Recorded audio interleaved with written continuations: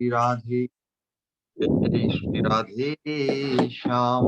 निताई गौरांग भगवान, जय जय श्री वृंदावन धाम की जय। एक पोजीशन ये है और सेकंड पोजीशन ये है। Which is better? Second, I think, Maharaj. This Second, I think, Maharaj. this is better. Maharaj. Okay, so let me. Hare Krishna, Hare Krishna, Krishna. So let's see. ठीक है। ओम नमो भगवते वासुदेवाय। ओम नमो भगवते वासुदेवाय। ओम नमो भगवते वासुदेवाय। नारायणं नमस्कृत्य नरं चैव नरोत्तमं देवीं सरस्वतीं व्यासं ततो जयमुदीरयेत्। नष्टप्रायेषु अभद्रेषु नित्यं भागवत सेवया भगवती उत्तम श्लोके भक्तिर्भवती नैष्ठिकी। परम धर्म के अनुशीलन रूप जो भागवत धर्म कहलाता है, उसमें हम श्रीमद् भागवतम और श्रीमद् भागवतम की अनुगत जो हमारे पूर्व आचार्यों के शुद्ध प्रेम भक्ति प्रसूत, प्रेम भक्ति अनुभूत उद्गार और उपदेश रूप जो संग्रह है, परम कृपा का अवदान करते हुए जो हमें हमारे लिए छोड़ दिया है उन्होंने, और अनुगत्य धर्म की परंपरा में हमें वर्तमान में प्राप्त हो रहा है। तो उसकी इस दिव्य प्रोग्राम, अनुशीलन के प्रोग्राम में आप सभी का स्वागत है। हम श्रील नरोत्तम दास ठाकुर जी की जो प्रेम भक्ति चंद्रिका और उसके परिशिष्ट रूप जो दिव्य उद्गार प्रार्थनाओं का संग्रह है, उसका अनुशीलन हम कर रहे हैं। पिछली जो प्रार्थना थी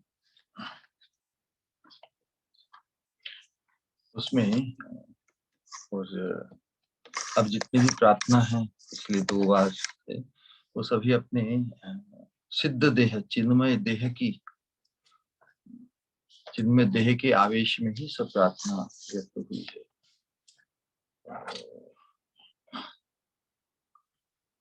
पिछली प्रार्थना में उन्होंने अपने उसी आवेश के अंतर्गत जो अलग अलग लीला का स्मरण किया, जैसे राधा कृष्ण प्राण मोर जुगल किशोर जीवने मरणे गति आर नहीं को।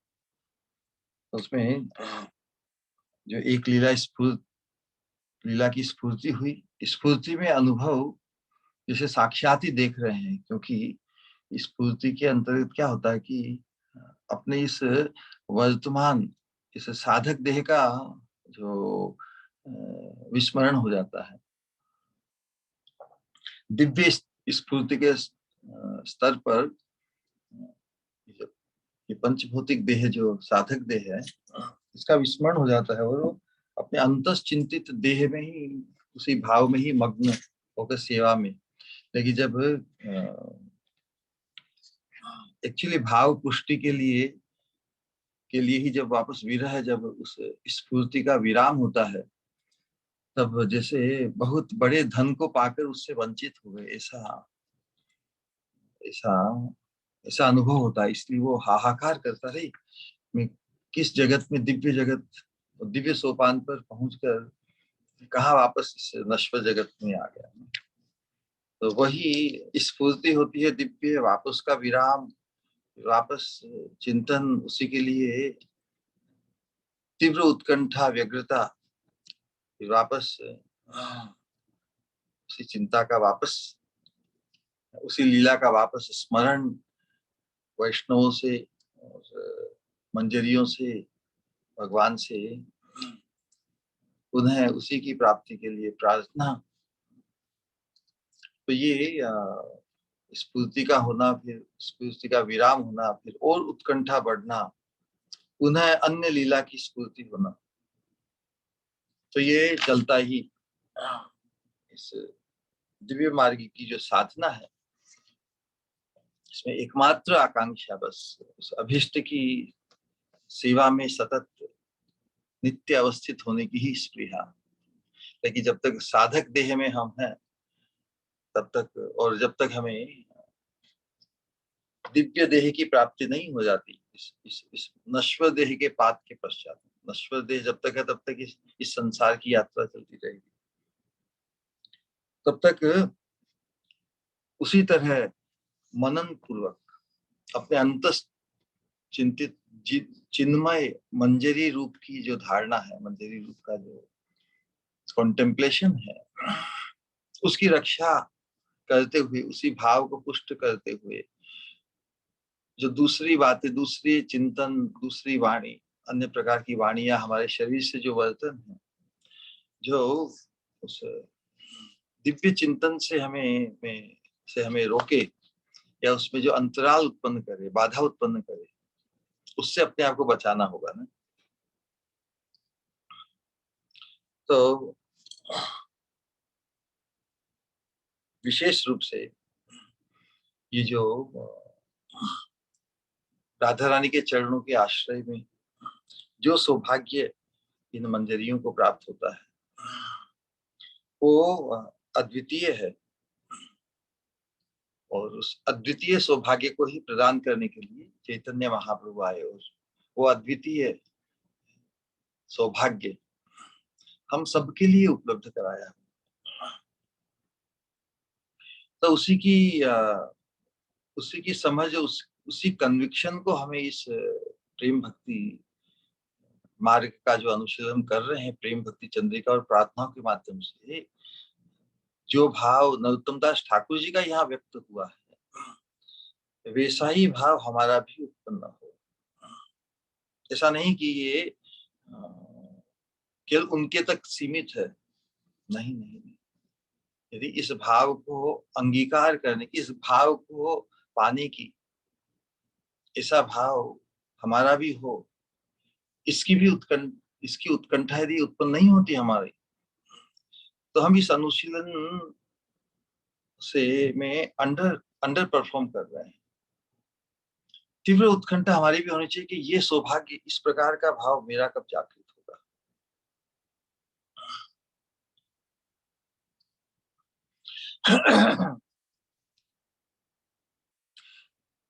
इन मंजरियों का जो राधा रानी के चरणों के आश्रय के लिए, राधा रानी की सेवा के लिए जो उनकी जो भावना है, इसी कारण वो परम चतुर है, परम बुद्धिमान है। क्योंकि जिस कृष्ण माधुर्य की स्पृहा हम सभी को है, जीव मात्र को है, कृष्ण सभी के स्रोत है ना, अंशी है सबके, हम सबको आकृष्ट करते हैं, सभी अवतारों को भी आकृष्ट करते हैं।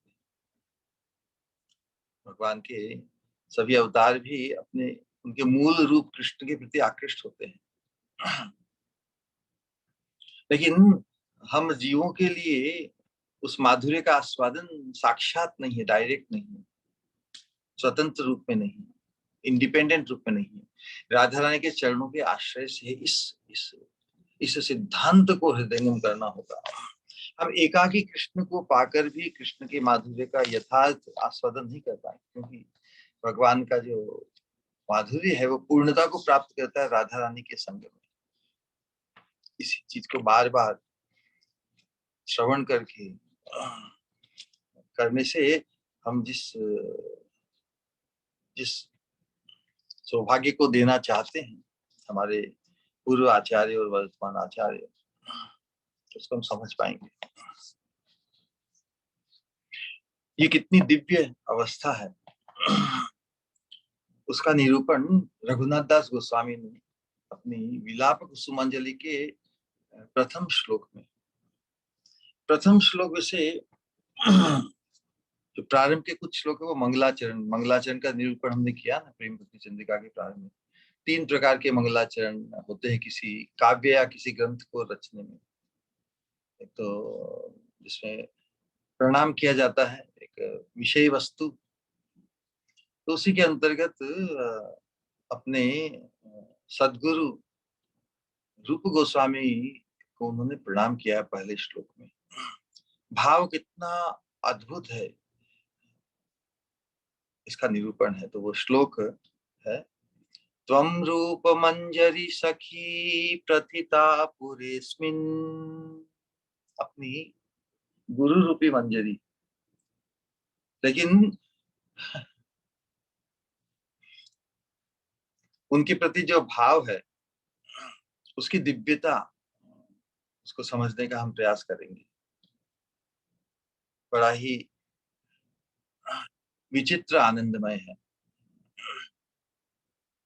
त्वं रूप मंजरी सखी प्रथिता पुरेस्मिन्, पुंसः परस्य वदनं नहि पश्यसीति, बिम्बाधरे क्षतमनागत भर्त्रिकाया,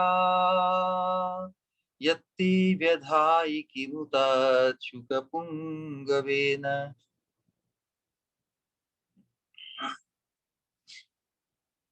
अपनी, क्योंकि साधक देह में तो गुरु शिष्य ये संबंध स्थापित रहता है ना व्यवहार में।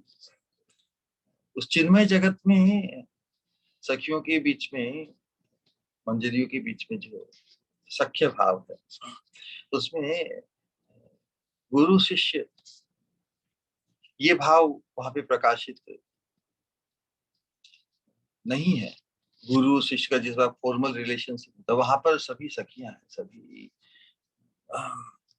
समान है। फिर भी क्योंकि ये विशेषता का है ना, हमारा जो भक्ति मार्ग है इसमें विशेषता, विशेषता लक्षित होती है किसी, हर किसी में।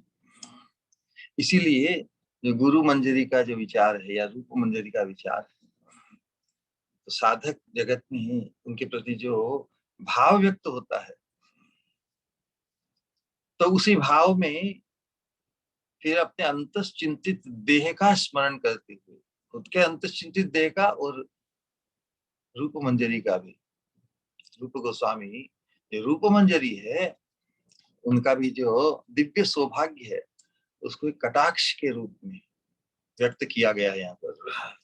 कटाक्ष क्या है, देखिए कितनी अद्भुत बात है जो संसार के स्तर पर इतनी इतनी वांछनीय, इतनी श्लाघनीय, इतनी प्रशंसनीय न हो, लेकिन परमार्थ के राज्य में उस दिव्य कृष्ण प्रेम के दिव्य सोपान पर जो स्थिति है उसका निरूपण कुछ हम किंचित श्री गुरु कृपा से कर पाए, उसको हम हृदयंगम कर पाए, तो बड़ा बड़ा सौभाग्य होगा इस मार्ग में आगे बढ़ने के लिए।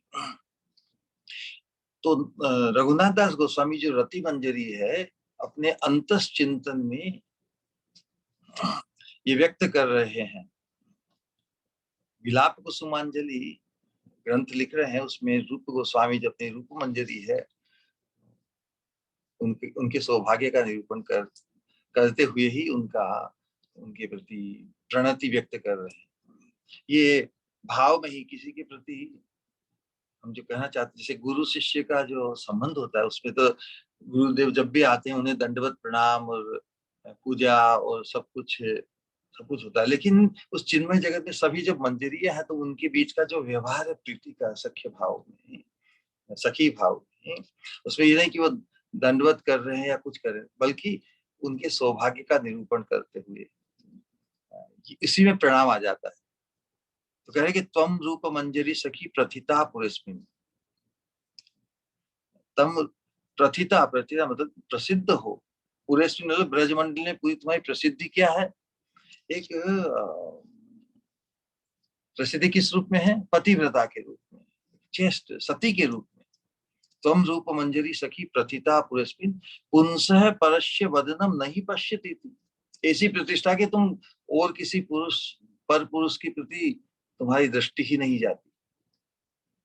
पुंसः परस्य वदनम, नहीं किसी भी दूसरे पुरुष पर पुरुष के प्रति तुम्हारा दृष्टि ही नहीं जाती, इतनी प्रसिद्धि तुम्हारी। तो फिर क्या बात है कि बिंबाधरे क्षतम अनागत भर्तृकाया, फिर भी तुम्हारे पति की अनुपस्थिति में, पति तो चले गए हैं, इसी काम से गोप है ना, ये ब्रज में सभी जो गोपियां जो पारकीय भाव में जो स्थिति है उसमें पतिमन्य गोप, जैसे राधा रानी के भी पतिमन्य गोप कौन है, क्या नाम है, अभिमन्यु ना। उसी प्रकार सभी मंजरियों के भी पतिमन्य गोप है। लेकिन उनका आवेश केवल पारकीय भाव की सिद्धि के लिए ही है, वास्तव में उनका किसी भी पुरुष से में न कुछ राग है, न कोई संबंध है, न स्पर्श है।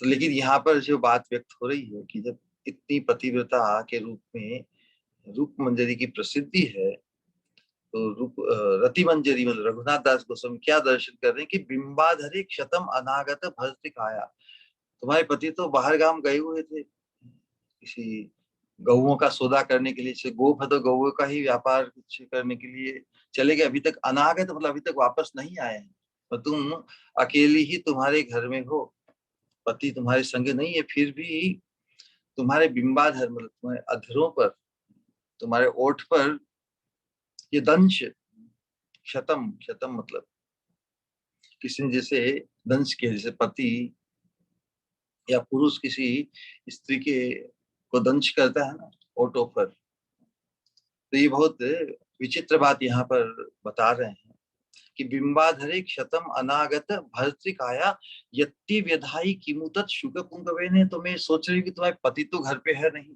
पति तो दूर गए हुए हैं, तो फिर भी तुम्हारे बिंबाधर, अधर मतलब होठ, जो अति सुंदर तुम्हारे होठ है उसके ऊपर किसी श्रेष्ठ शुक पक्षी ने दंशन किया है क्या, उसे काटा है क्या, उसके उसे चुंबन किया है क्या, ये विचित्र बात। तो यहाँ पे क्या सौभाग्य निरूपण हो रहा है कि ये कटाक्ष में उनके सौभाग्य का निरूपण है। ये रूप मंजरी क्या उस दिव्य श्रेष्ठ शुक श्याम सुंदर ने तुम्हारे ओठ को दंशन किया है क्या। अब हम सिद्धांत में ये निरूपण कर चुके हैं, क्या क्या निरूपण कर चुके कि मंजरियों की आगे होकर कृष्ण संगम की कोई स्पृहा नहीं स्वप्न में भी। तो फिर ये कैसे हुआ कि आपके बिंबाधर पर पति की अनुपस्थिति में भी क्षत में देख रही हूँ, उसे क्या किसी श्रेष्ठ सुख पक्षी ने विधान किया है।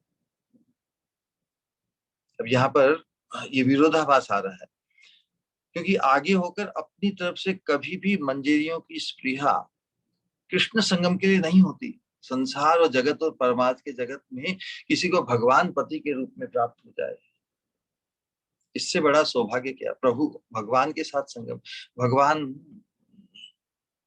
किसी का, भगवान का किसी के प्रति आकर्षण हो, मतलब भगवान का संग किसे प्राप्त हो पति के रूप में या संगी के रूप में, प्रियतम के रूप में, ये तो बहुत बड़ा सौभाग्य है। इससे हाईएस्ट सौभाग्य की कल्पना आज तक नहीं की गई। इतना बड़ा त्याग, मंजरियों का कितना बड़ा त्याग कि भगवान जो सर्वस्व है उनके प्रति भी उनका रत्यात्मक आकर्षण नहीं, स्वप्न में भी नहीं वो कृष्ण संगम की स्पृहा करे, क्योंकि उन जो कृष्ण का माधुर्य है उसका आस्वादन उन्होंने जब राधा रानी के संग में विराजित होते हैं, राधा संग यदा भाति तदा मदन मोहन, मदन मोहनता श्याम सुंदर की उन्होंने राधा रानी के संग में जब विराजित होते हैं उसका दर्शन साक्षात कर लिया है। वो मदन मोहनता एकाकी रूप में कोई कृष्ण का संगम करना चाहे तो नहीं प्राप्त होगी, राधा रानी के संग में ही उनकी मदन मोहनता प्रकाशित होती है। तो इतना बड़ा त्याग, अब देखिए संसार में भी या किसी भी स्तर पर जिसका जितना बड़ा त्याग, त्याग कोई निष्प्रयोजन, निष्प्रयोजन कोई त्याग करता है क्या? कुछ न कुछ हेतु होता ही है। तो इसीलिए ये मंजरियां परम चतुरा है।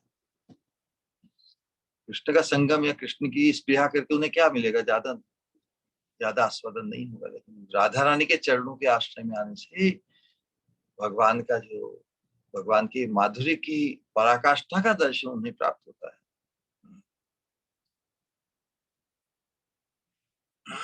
इतना बड़ा त्याग है ना, तो उन्हें प्राप्ति क्या होती है? कृष्ण, भगवान के साथ, कृष्ण के साथ एकाकी संगम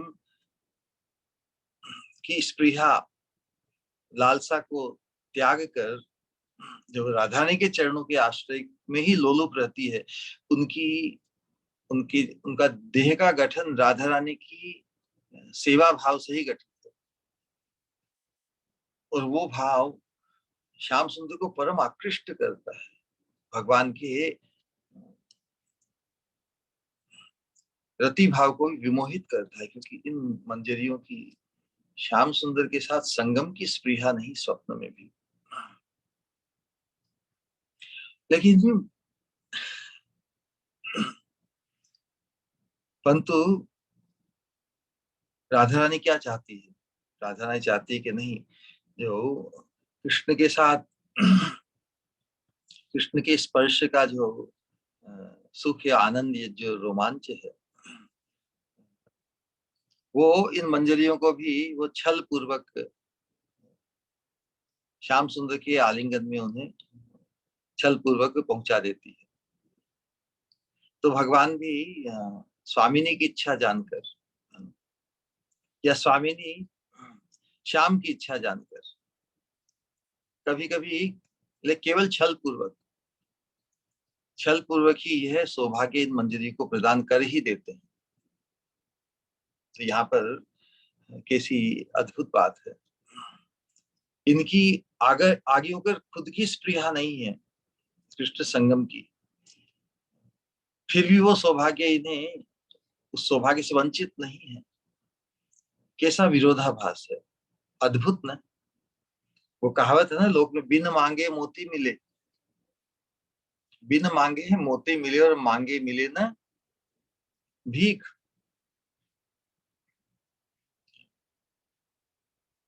यही परिपाटी है, जो साक्षात रूप में, स्वतंत्र रूप में एकाकी कृष्ण को पाने की किसी की लालसा हो, वो कितनी दुर्लभ है। कृष्ण को पाना बहुत दुर्लभ है, उसमें अनिश्चितता है, कोई गारंटी नहीं कि कृष्ण कृष्ण हमें स्वीकार कर ले, कब स्वीकार करेंगे, सर्टेनिटी नहीं है, गारंटी नहीं है, अनिश्चितता है। तो इसीलिए हम देखते हैं कि मीराबाई का जो जीवन है, वो दर्द दीवानी जो कहलाई ना, दर्दमय दीवानगी उनकी। क्यों इतना दर्द उन्हें सहन करना पड़ा? यो एकाकी कृष्ण कोई, मेरे तो गिरिधर गोपाल दूसरों न कोई, जाके सिर मोर मुकुट मेरो पति सोई। पति रूप में बांधना चाहती है, क्या बंधना चाहती है श्याम सुंदर से। तो श्याम सुंदर तो परम स्वतंत्र, तो जिससे बंधे उसमें चॉइस तो करेंगे ना। उस भगवान का स्वभाव है कि जो जिस भाव से उन्हें पाना चाहता है, उस भाव में उन्हें प्राप्त होते हैं। लेकिन जो परम अभीष्ट जो भाव है, वो राधा रानी के चरणों के आश्रय को पाना है। इसीलिए कहा कि राधिका दासी यदि है अभिमान, भक्ति विनोद गाते हैं, राधिका दासी यदि है अभिमान, शीघ्र ही मिलई तब गोकुल कान।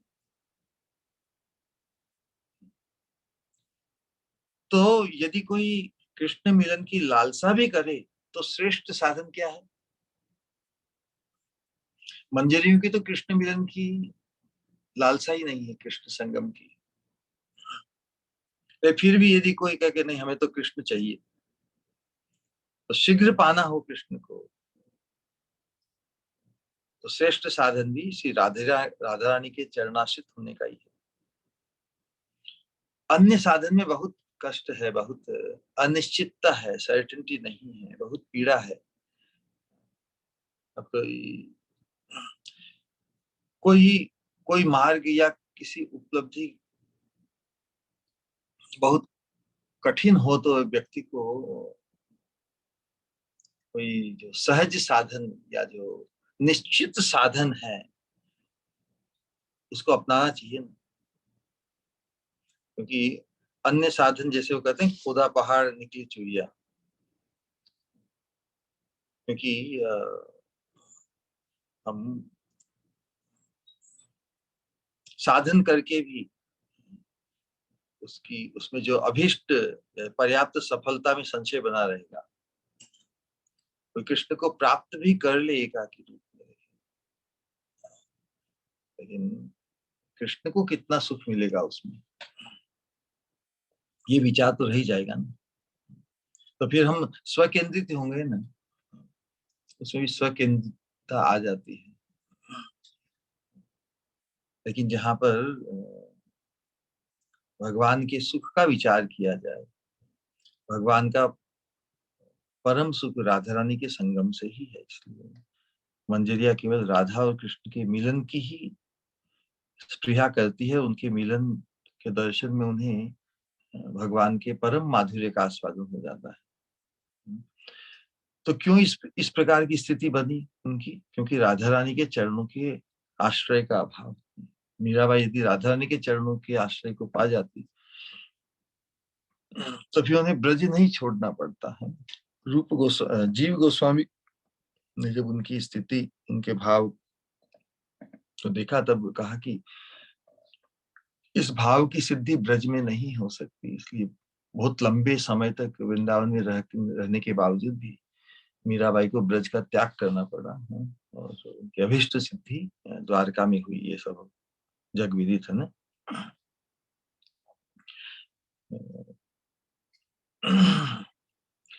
तो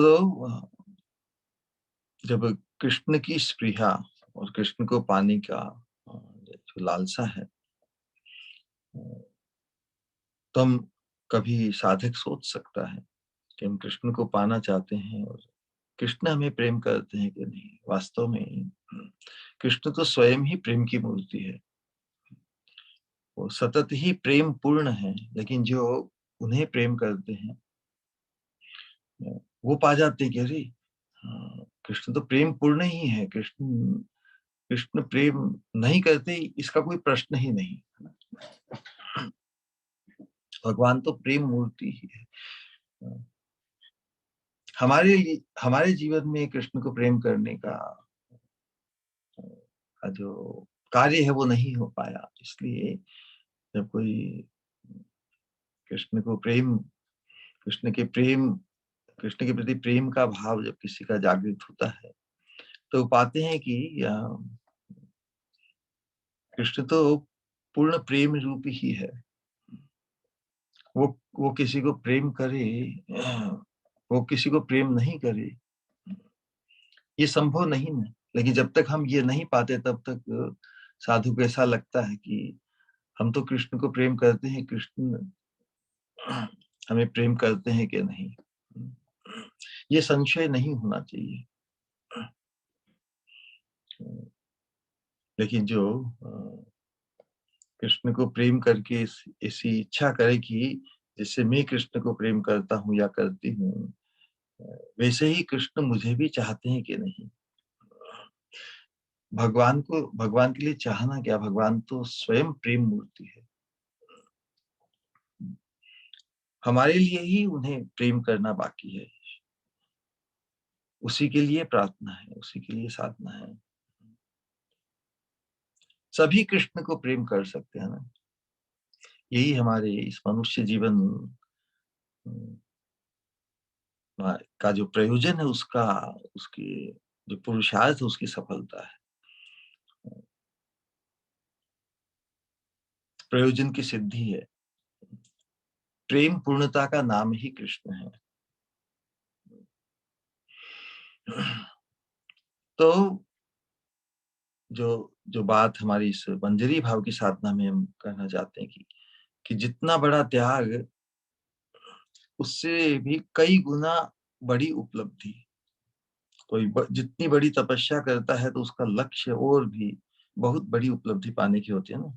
कोई बहुत बड़ा तपस्वी हो तो वो मोक्ष प्राप्त करना चाहता है या सिद्धि प्राप्त करना चाहता है, तो उस सिद्धि के सामने जो त्याग उसने किया है, संसार के भोगों से अपने आप को मुक्त किया है, तो जितना बड़ा त्यागी होता है उसका लक्ष्य उतनी ही बड़ी उपलब्धि के लिए होता है। तभी तो कोई किसी श्रेष्ठ वस्तु का या कीमती वस्तु का त्याग करेगा ना। संसार के भोगों में प्राय सभी जीवों का आकर्षण है, कोई संसार के भोगों को क्यों क्यों त्याग करेगा किसी श्रेष्ठ आनंद को पाने के लिए। हम कोई भी कार्य त्याग करें या दान करें इत्यादि अहेतु नहीं करते ना।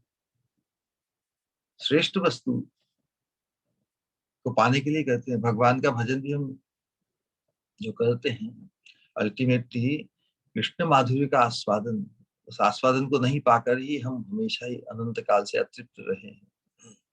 हम जो भी साधना या जो भी न्योछावर करते हैं वो अहेतु नहीं होता ना, उसका हेतु है। तो उस दृष्टिकोण से हमारे आदर्श जो ये रूप सनातन गोस्वामी और जो मंजरिया है, आपात दृष्टि से ऐसा लगता है कृष्ण के साथ संगम की भी उनकी स्वप्न में स्पृहा नहीं होती, लेकिन वो परम चतुरा है।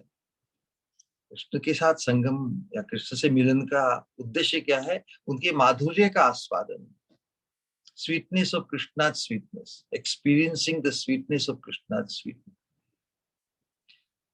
लेकिन पूर्ण माधुर्य का आस्वादन राधा रानी के चरणों के आश्रित होने से ही भगवान का वो माधुर्य पूर्णता में प्रकाशित होता है। तो इसलिए आपात दृष्टि से ऐसा लगता है कि मंजरियों का बहुत बड़ा त्याग है, कृष्ण की तरफ भी उनकी स्प्रिया नहीं है, लेकिन वो परम चतुरा है। कृष्ण के परम माधुर्य का आस्वादन नहीं प्राप्त होता राधा रानी की कृपा से। तो श्री कृष्ण की प्रेम पूर्णता को अनुभव करने के लिए जो श्रेष्ठ उपाय वो क्या है? राधा चरणाश्रित होना है। न किसी कृष्ण को हम स्वतंत्र रूप से एकाकी रूप में पाना चाहें, वो नहीं। लेकिन जिस प्रकार निरूपण किया पिछली प्रार्थना के अंतर्गत कि राधा रानी के भाव की ही स्फूर्ति रूप मूर्तियां है ये मंजरियां, इसलिए उनकी राधा कृष्ण की सेवा के लिए ये निसंकोच उनके निकुंज मंदिर में भी प्रवेश करके जिस सेवा की आवश्यकता होती है उसका संपादन करती है। ये सौभाग्य उनका विशेष है। तो उसी सौभाग्य की यात्रा में हम जो आगे बढ़ रहे हैं, उसके अंतर्गत पिछली प्रार्थना में नरोत्तम दास ठाकुर जी, उनका जो चिन्मय रूप हो उसका नाम है चंपक मंजरी है। तो चंपक मंजरी इस रूप में गोवर्धन तट पर जो रासस्थली है, तो रास रस की माधुरी का आस्वादन उन्होंने किया है अपने अंतस चिंतन में। और फिर रास नृत्य होता है, फिर उसका विश्राम होता है। सभी थोड़ा थकावट होती है तो विश्राम कर लेते हैं। विश्राम जब करते हैं, श्याम सुंदर, राधा रानी और अनेक गोपियां, तो सभी की सेवा का अवसर इन मंजरियों को मिलता है। सबकी सेवा की है तो वो सबकी जैसे बीजन, बीजन मतलब हवा देते हैं पंखा से, बीजन सेवा या जल दान या जो भी और फल दान, तांबुल दान, पान खिलाते हैं, और फिर चरणारविंद की सेवा, पाद मर्दन, पैर भी दबा देते हैं थकावट दूर करने के लिए। ये सौभाग्य उनको प्राप्त हुआ। तो विश्राम सबने किया और फिर वापस सभी अपने अपने अलग अलग कुंजों में जो अवस्थित हैं।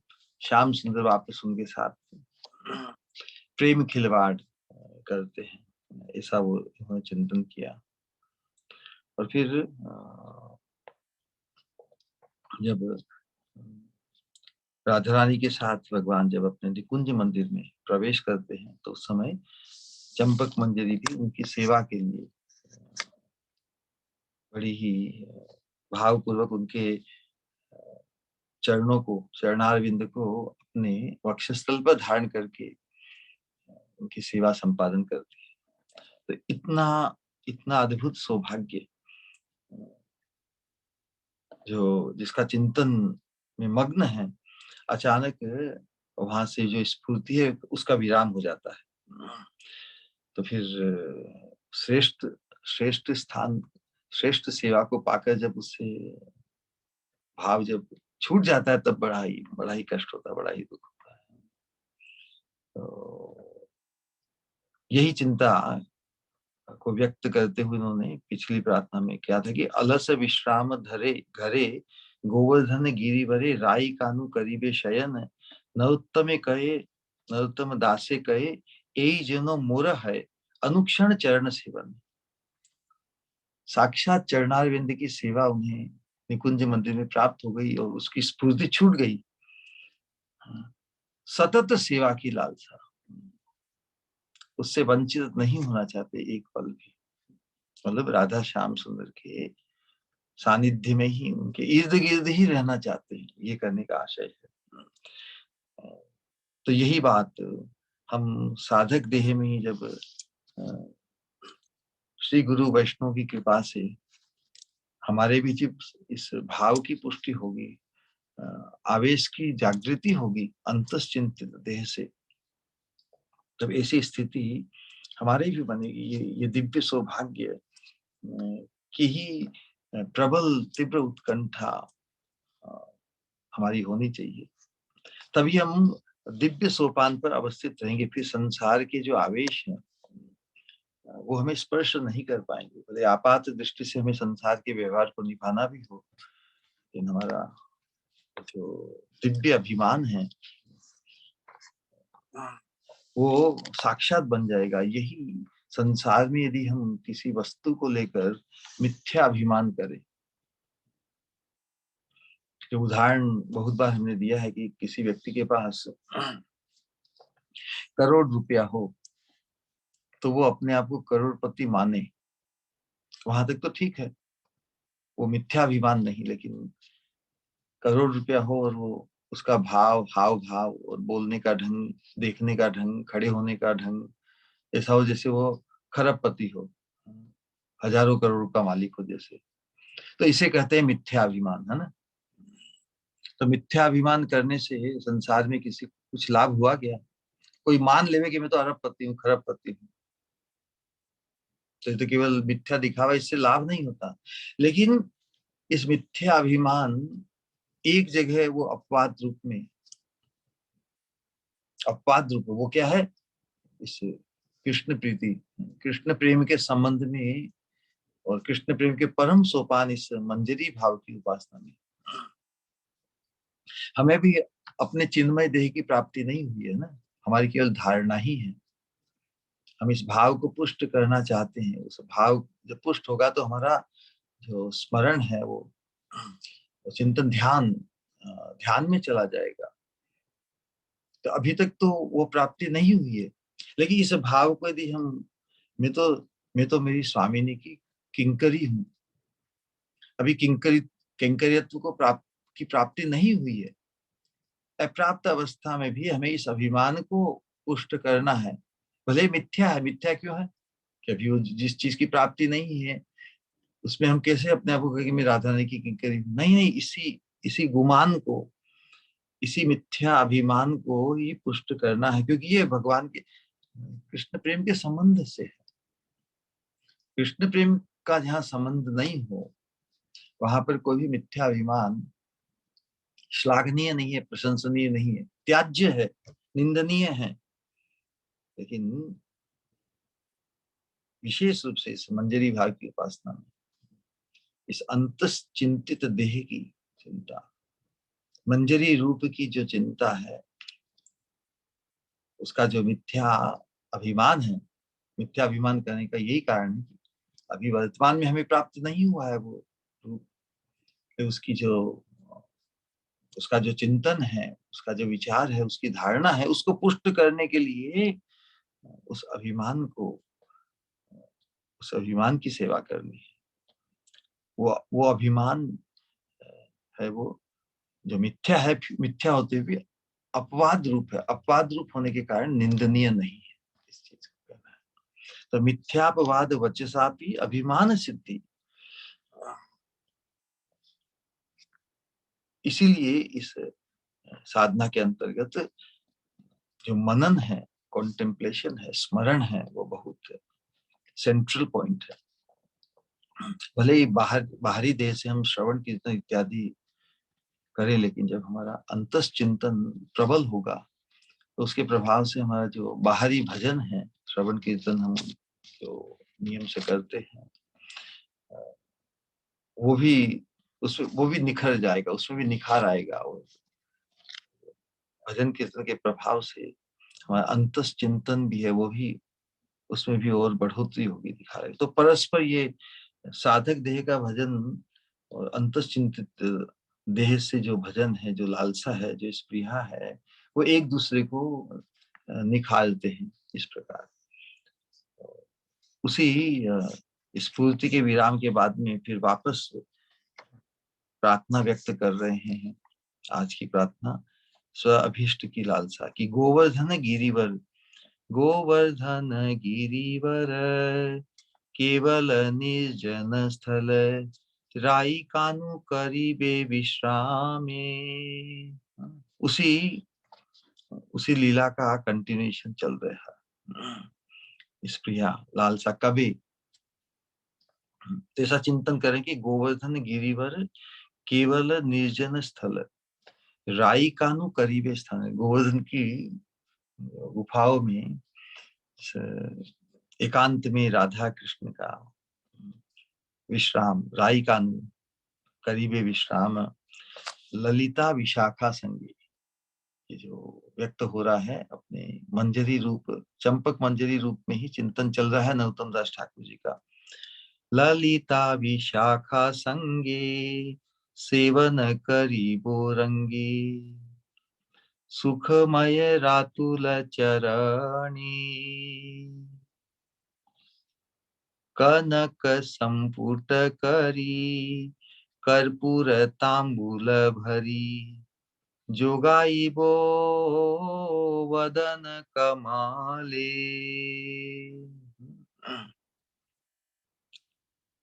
कनक संपुट करी कर्पूर तांबूल भरी, कर्पूर युक्त तांबुल किसमें पड़ा, कौन से संपुट में? स्वर्ण संपुट में। कनक संपुट, संपुट कहते हैं बॉक्स को ना, प्रेम संपुट जैसे। कनक संपुट जो कर्पूर युक्त तांबुल भरी, जोगाई वो वदन कमल, अधरे तुलिया दीबो कर्पूर तांबूले। वही बात, जुगाई वो वदन कमल, उनके मुखार विंद में, वदन कमल में कर्पूर युक्त तांबुल अर्पण करेंगे। फिर लीला के अंतर्गत ही भाव व्यक्त हो रहा है। देखिए ये जो भाव व्यक्त हो रहे हैं अंतस चिंतन से, जब लिख भी रहे हैं तो उनकी जो स्फूर्ति है उस अंतस चिंतन में ही है। मणिमय किंकिणी रतन नुपुर आनी, पराई वो चरण युगले। राधा रानी की जो मणिमय किंकिणी है, तो कमर में रतन नुपुर, कान नाक में नुपुर, पैर में नुपुर, कान, पराई वो चरण युगल है। चरण युगल में पहनाने की स्पृहा जो कर रहे हैं, इसमें के अंतर एक लीला है, उसका निरूपण होगा। कनक कटोरापुरी सुगंधी चंदन बुरी, दोहाकार श्री अंगे ढाली वो। फिर कनक कटोरे में जो सुगंधी चंदन है, चंदन का जो चंदन घिसकर जो तैयार है, उनके दोनों अंगों में अर्पण करेंगे। गुरु रूपा सखी वामे त्रिभंग भंगी में ठामे चामरेर बाता से करीबो। गुरु रूपा सखी, गुरु रूपा सखी वामे त्रिभंग भंगी में ठामे चामरेर बाता से करीबो। तो गुरु रूपा जो सखी है, उसके वाम में, उसकी बाई ओर, हम किसी के बाई ओर रहें तो ये शिष्टाचार है ना। किसी श्रेष्ठ व्यक्ति के बाई ओर होने से परिक्रमा भी होती है ना। तो उसी प्रकार गुरु रूपा सखी के बामे, उनकी बाई ओर, ऐसा भाव व्यक्त किया। त्रिभंग भंगी में ठामे चामरेर बाता से करीबो।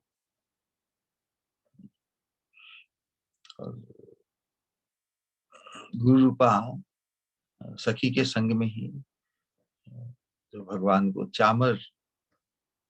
बाता से मतलब हवा, चामरेर बाता से करीबो, चामर से हवा करेंगे।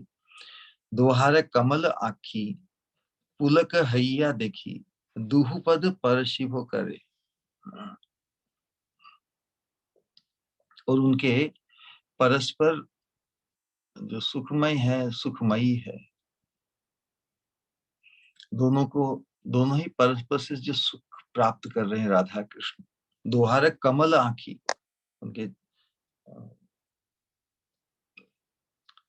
उनकी कमल आखी मतलब चक्षु है, वो भी कमल रूप है। दोहारे कमल आखी पुलक हैया देखी, उन्हें देखकर तो पुलक, लेकिन दूहु पद पर शिवो करे।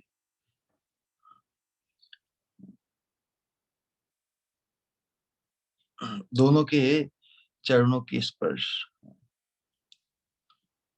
चैतन्य दासे रे दास मने मात्र अभिलाष नरोत्तम दासे सदा स्फुरे। तो ये जो भाव स्पॉन्टेनियसली उन्होंने जो व्यक्त किए है, उसमें बहुत हम किस प्रकार इस उनके चिंतन में हमारा प्रवेश, उनके चिंतन की जागृति हमारे हृदय में हो, उसे जगाने के लिए ही इसका अनुशीलन है। तो सतत, जैसे पिछली प्रार्थना में जो बात बताई कि वो सतत राधा कृष्ण के चरणारविंद की सेवा की क्रिया कर रहे हैं, सतत।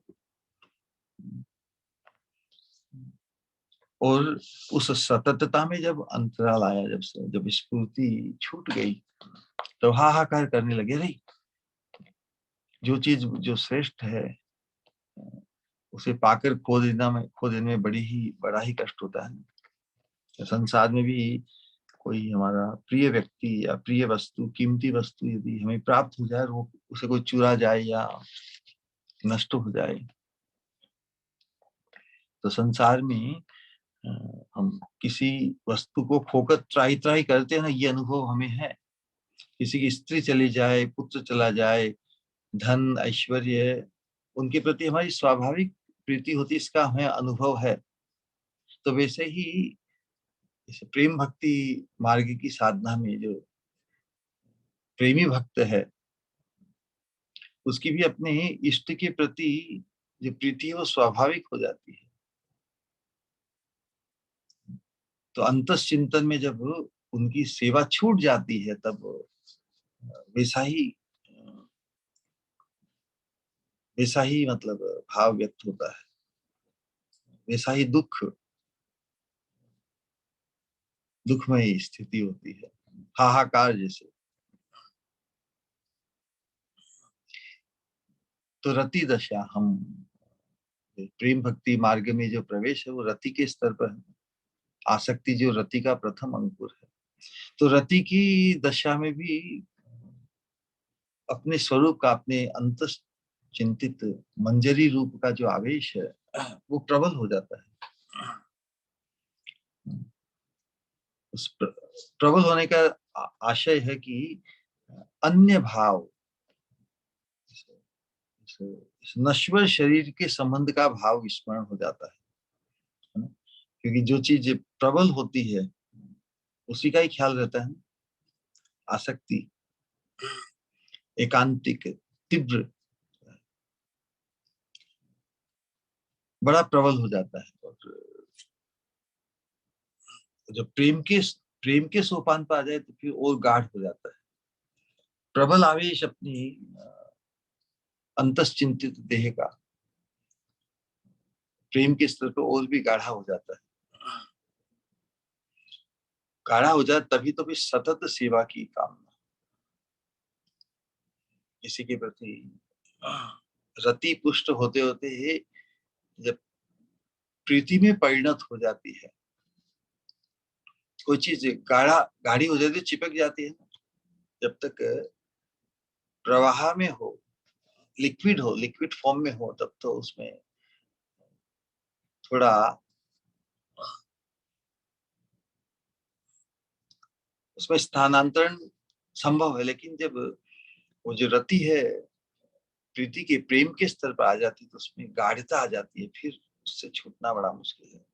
इसीलिए सतत सेवा की कामना हृदय में लगी है।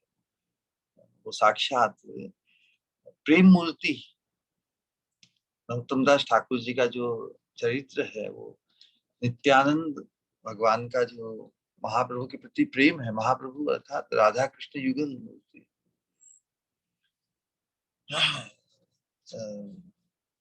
नित्यानंद प्रभु का चैतन्य महाप्रभु के प्रति जो प्रेम व्यक्त हुआ है लीला में, उस प्रेम को संग्रह किया, उस प्रेम का संग्रह किया महाप्रभु ने। उस संग्रहित प्रेम को उन्होंने पद्मावती नदी में संजोकर, मतलब धरोहर के रूप में रखा, और कहा, जब महाप्रभु ने पुकारा नरोत्तम नरोत्तम नरोत्तम, तो सभी सोचने लगे कि ये नरोत्तम कौन है। तो महाप्रभु ने कहा कि नरोत्तम जो प्रेम की मूर्ति ही है वास्तव में। तो जब ये प्रेम जो संग्रह करके मैंने पद्मावती नदी में रखा है, उसके पास धरोहर के रूप में, वो प्रेम नरोत्तम को प्रदान कर दे, तो नदी ने मूर्त रूप के प्रभु में कैसे पहचानूंगी कि कौन नरोत्तम है। तो महाप्रभु ने कहा कि इस प्रेम को तुम ग्रहण करके जो उत्ताल तरंगे, जो रोमांच और कंप के रूप में जो हमारी लहरों में और तुम्हारे बहाव में उठाव आया है, तो जब किसी व्यक्ति जब स्नान करने आवे और ऐसा ही रोमांच पुनः तुम्हें यदि प्राप्त हो, तो समझना कि वही नरोत्तम है। तो नरोत्तम दास गोस्वामी तो वास्तव में भगवान की चंपक मंजरी सिद्ध व्यक्ति है, लेकिन इस प्रेम भक्ति साधना को हम सभी के लिए प्रकाशित करने के लिए प्रेम मूर्ति बनकर ही इस संसार में भी व्यक्त हुए। वो नित्यानंद प्रभु के प्रेम की मूर्ति है, तो उनके लिए तो सहज ही अपने आप को चंपक मंजरी मानना, उसमें तो उनके लिए कोई ज्यादा प्रयास की आवश्यकता नहीं। प्रयास तो हो हमें आग्रह पूर्वक करना होगा, और हम उनकी कृपा की प्रार्थना करते हुए नरोत्तम दास ठाकुर जी ने जो जग विदित हम जैसे बद्ध पतित जीवों के लिए भी इतनी दिव्य धारणा और अभिलाषा को व्यक्त किया, जिसे हम अंगीकार कर सके हमारे संत के लिए। तो सतत सेवा की उन्होंने जो कामना की है, ऐसा नहीं कि हम सेचुरेट हो जाएं, हाँ दिव्य सेवा की प्राप्ति हो गई, मुझे तो भगवान के दर्शन हो गए। बहुत से मूर्ख साधक ऐसा बोलते हैं, मुझे तो भगवान के दर्शन हो गए। अरे भगवान के दर्शन हो गए तो फिर यहाँ पे क्यों अटके हुए हो? भगवान का दर्शन कोई जोक के, इट्स नॉट अ जोक। जिसे भगवान के दर्शन की झलक मिल गई, वो फिर संसार के लिए, संसार संसार में और प्रतिष्ठित होने के लिए संसार में संसार के गौरव और प्रतिष्ठा में कोई थोड़ी रहेगा। तो लेकिन भगवान के दर्शन हो गए, लेकिन फिर दर्शन छूट गए ना। तो एक तरफ सौभाग्य का उजागर हुआ, दूसरे दुर्भाग्य का उजागर हो गया। यहाँ तो सतत सौभाग्य की स्पृहा है। तो इसीलिए हम थोड़े से सौभाग्य को पाकर और इसका ही ढिंढोरा पीट देते हैं कि मुझे तो भगवान के दर्शन हो गए, मुझे तो ये हुआ वो हुआ। लेकिन इसमें फिर तृप्ति हो गई नहीं, तृप्ति क्योंकि कंपेरेटिवली हम सोचते हैं कि हम श्रेष्ठ बन गए, मुझे भगवान के दर्शन हो गए, मैं विशेष हो गया। लेकिन यहाँ पर हम साधकों को सावधान किया जा रहा है किस प्रकार सतत सेवा की तो प्राप्ति नहीं हुई, सतत सेवा से तो वंचित होना पड़ा। तो सतत सेवा तो कब प्राप्त होगी, जब हमें कृपा से हमारे अंतश्चिंतित चिन्मय देह मंजरी रूप की प्राप्ति होगी, तभी सतत सेवा में के उस परिवेश में उस स्थान पर हम पहुंच पाएंगे। जब तक सतत सेवा या साक्षात अपने चिन्मय रूप की प्राप्ति नहीं हो जाती, तब तक हमें कुछ भी प्राप्त हो जाए। यहाँ पर चिंतन के अंतर्गत, ध्यान के अंतर्गत साक्षात सेवा की तरह ही उनको स्फूर्ति हुई, लेकिन स्फूर्ति का विराम हो गया तो जो श्रेष्ठ वस्तु प्राप्त हुई उसमें तृप्ति नहीं हुई ना। छूट जाए वस्तु तो अतृप्त अवस्था में ही फिर उत्कंठा, लालसा, प्रार्थना, व्यग्रता बढ़ जाती है। सतत सेवा की कामना हृदय में उनकी जगी है। तो उसी सतत सेवा को नहीं पाकर या सतत सेवा से वंचित होने के कारण उनमें जो अभाव हुआ है, जो मोह उत्पन्न हुआ है, उसी के कारण क्रंदन कर रहे हैं।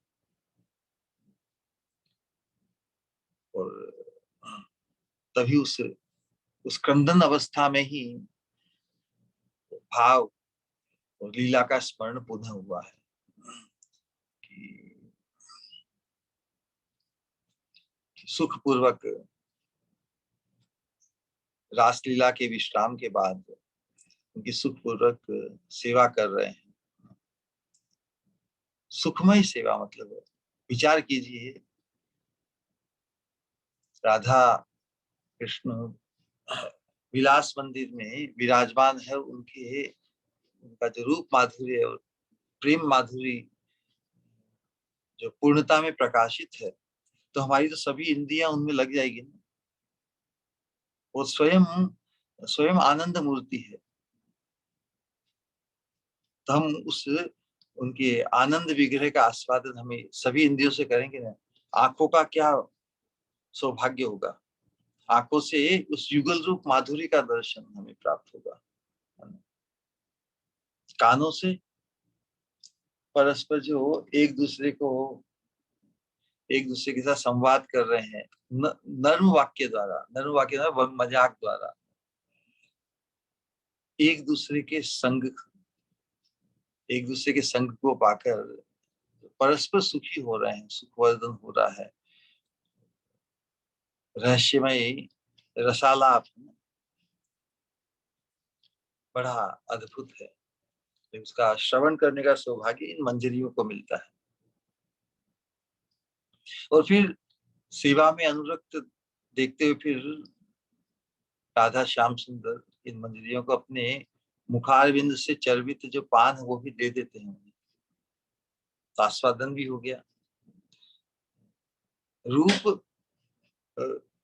रूप रस गंध, रूप रस गंध स्पर्श, चरणों का स्पर्श तो सौभाग्य मिल ही रहा है। और गंध युगल की ही अंग गंध, और युगल के गले में जो मालती फूलों की माला या अन्य सुगंधित फूलों की माला, तो उनके दिव्य अंग गंध जब और भी मिलित हो जाती है दूसरे सुगंधी फूलों से, तो उसका जो उन्माद कैसा। तो इन मंजरियों को ही युगल के अंग गंध माधुरी का आस्वादन, घ्राण, उनके अंगों का मधुमय स्पर्श, तो ये परम सुख का आस्वादन पंच इंद्रियों से, सभी इंद्रियों से युगल की सेवा करते हुए उन्हें इस आस्वादन का सौभाग्य मिलता है। तो पूरा सुख का सागर ही जैसे उसमें वो स्नान कर रहे हैं, एक साथ पंच इंद्रियों से कितना सुख आनंद होता होगा, इसकी तो हम कल्पना ही कर सकते हैं। विचार कीजिए, साक्षात उनके संग में, उनकी चरणारविंद की सेवा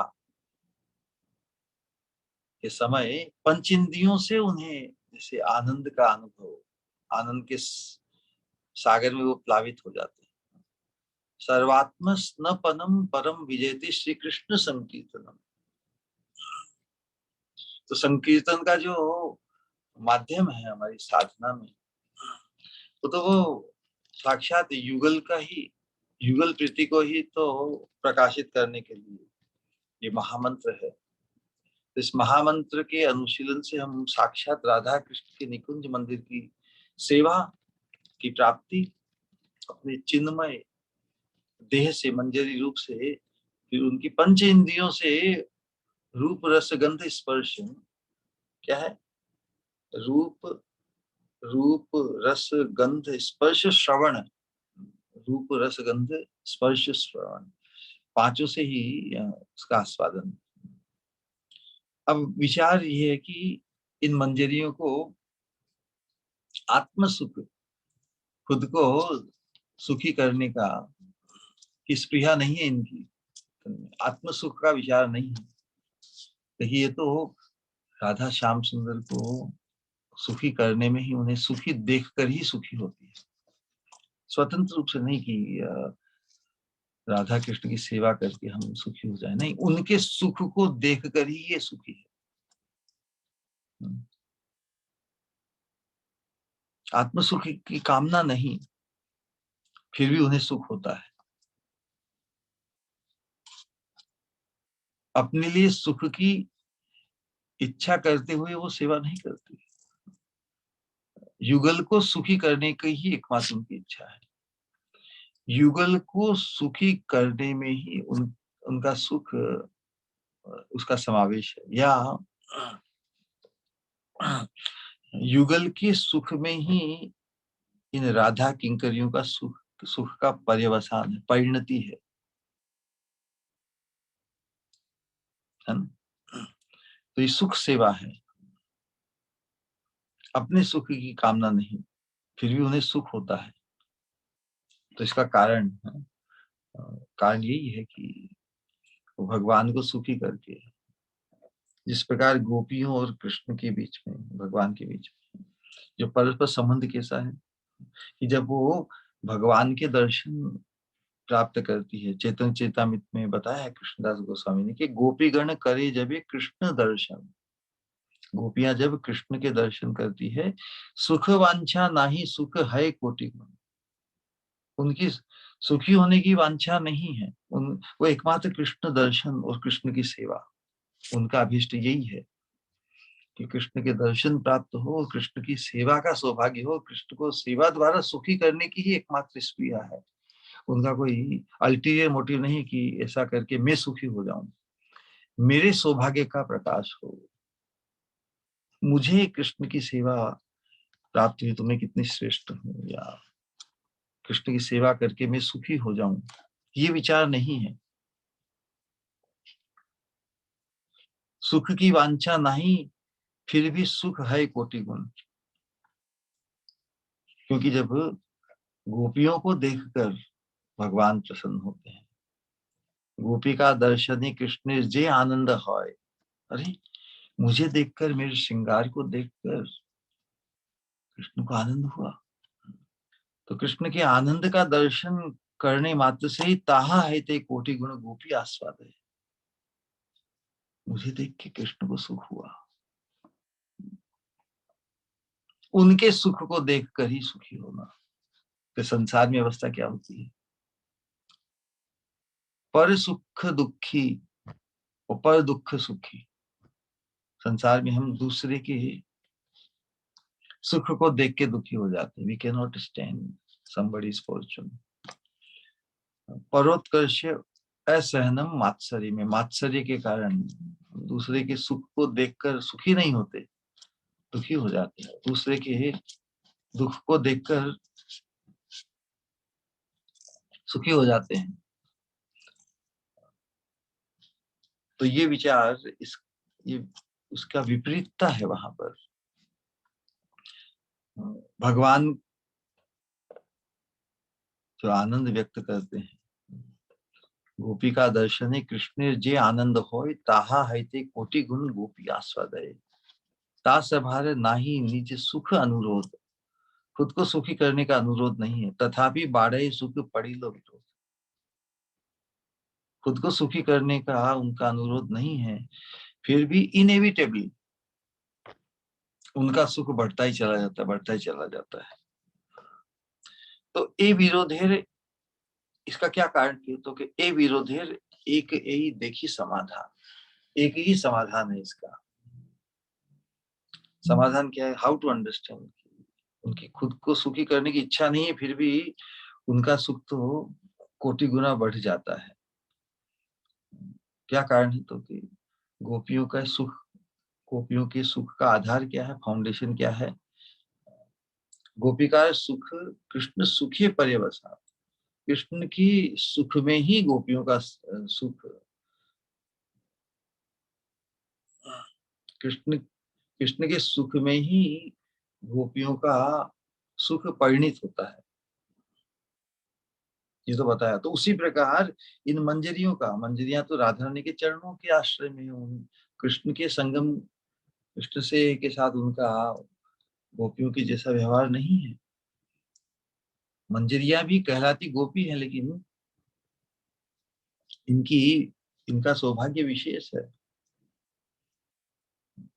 ये तो युगल को सुखी देखकर सुखी होती है। युगल के सुख में ही जो राधा किंकरी के सुख का पर्यवसान, पर्यवसान या परिणित होती है। इसलिए युगल की सेवा यही अभीष्ट है।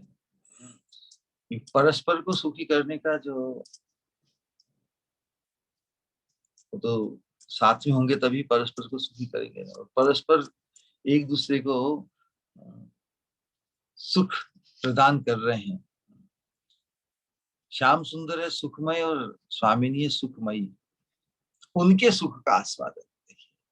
सेवा द्वारा राधा कृष्ण युगल जो परस्पर विलसित होते हुए एक दूसरे को सुखी कर रहे, तो उनके सुख का आस्वादन, जिनके रूप का ध्यान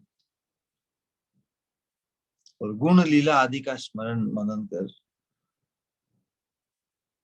साधक का चित्त अपार सागर में तैरता है। राधा कृष्ण जो स्वयं सुख स्वरूप, आनंद स्वरूप है, एक दूसरे से सुखी हो रहे हैं, एक दूसरे को सुखी कर रहे हैं, वो स्वयं सुखमय है, फिर भी उनके सुख का आस्वादन इन मंजरियों को साक्षात होता है। तो फिर उस सेवा का सौभाग्य किस प्रकार व्यक्त कर रहे हैं? सुखमय रातुल चरणे, भगवान के चरणारविंद की सेवा, रातुल चरण, उनके चरणों की सेवा से सुखी युगल को देखकर ही उनका सुख कोटि गुना बढ़ जाता है। उसी प्रकार फिर कहा कि श्री ललिता विशाखा आदि, ललिता विशाखा संगे सेवन करीबो रंगी, सुखमय रातुल चरण, यही बात है। तो अपने चंपक मंजरी रूप में ही ललिता विशाखा आदि सखियों के आदेश और उनके इशारे से युगल की अनेक प्रकार की सेवा का सौभाग्य प्राप्त किया उन्होंने। उसके अंतर्गत बताया कि कनक संपुट करी कर्पूर तांबुल भरी, जुगाइबो वदन कमल, स्वर्ण पात्र से कर्पूर युक्त तांबुल उनके मुखारविंद में दिया है, और बड़े आनंद से भगवान उसका, राधा कृष्ण उसका आस्वादन कर रहे हैं। इस प्रकार लीला, इस प्रकार का चिंतन चल रहा है। और परस्पर मग्न है आलाप करते हुए ना राधा कृष्ण।